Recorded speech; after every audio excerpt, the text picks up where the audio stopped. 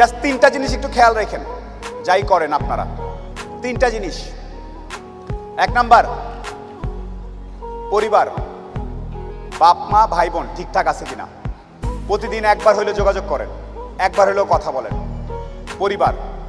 দ্বিতীয়ত, স্বাস্থ্য, নিজের হেলথ। স্বাস্থ্য ঠিক না থাকলে পৃথিবীর কোনো কিছু ভালো লাগবে না। 3 নাম্বার একটা জিনিস বলতে চাই, বন্ধুত্ব। এমন কিছু বন্ধু থাকা লাগবে, রাত 2টার সময় মইরা গেছেন, বাইরে বৃষ্টি হচ্ছে, আপনার খবর পাওয়ার পরে সে ওখান থেকে ছুটে চলে আসবে। আর বাকি বন্ধু যাদেরকে বন্ধু মনে করতেছেন, সে ভাবে মইরেই তো গেছে, এখন তো বৃষ্টি হচ্ছে, গিয়া কি হবে, কালকে সকালে যাব। এই গ্রুপ থেকে দূরে থাকতে হবে।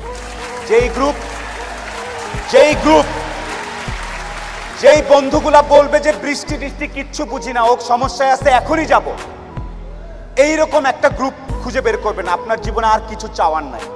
পরিবার, স্বাস্থ্য আর এরকম কিছু ফ্রেন্ডস আছে, আপনি অলরেডি সুপার সাকসেসফুল। পৃথিবীর সর্বোচ্চ ধনী ব্যক্তির থেকেও আপনি সাকসেসফুল।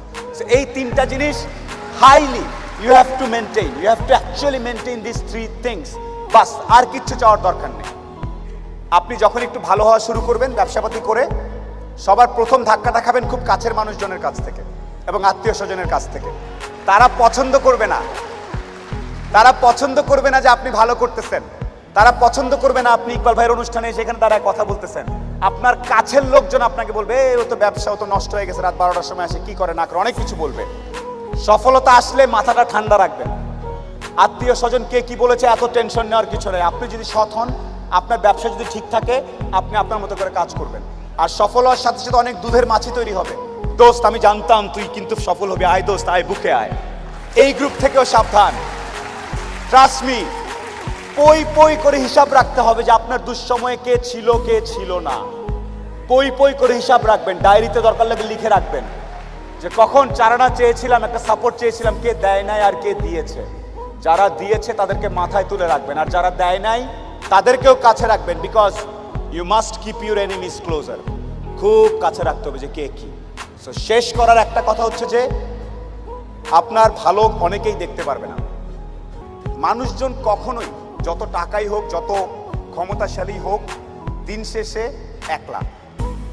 যত কোটিপতি যাই হোক, দিন শেষে সে একলা। দিন শেষে তার নিজের কাছে নিজের আনন্দ না থাকলে কোনো লাভ নেই। আর আরেকটা কথা বলি, আপনি হয়তো যাচ্ছেন এলাকার সামনে দিয়ে, বিশাল 3তলা বাড়ি, আপনার মনে হচ্ছে ওই লোকটা মনে সবচেয়ে ভালো আছে। কথাটা মিথ্যা। দেখা যাবে ওই লোকের আইদার ফ্যামিলিতে প্রবলেম, নাহলে পাকস্থলিতে প্রবলেম, নাহলে 4টা মামলা খায় আছে, নাহলে পলিটিক্যাল কোনো ইস্যুস। সবাই ঝামেলায় আছে পৃথিবীতে। পৃথিবী সবার জন্য সমপরিমাণ বাসের ব্যবস্থা রেখেছে। পৃথিবী আসলেই বাঁশবাগান।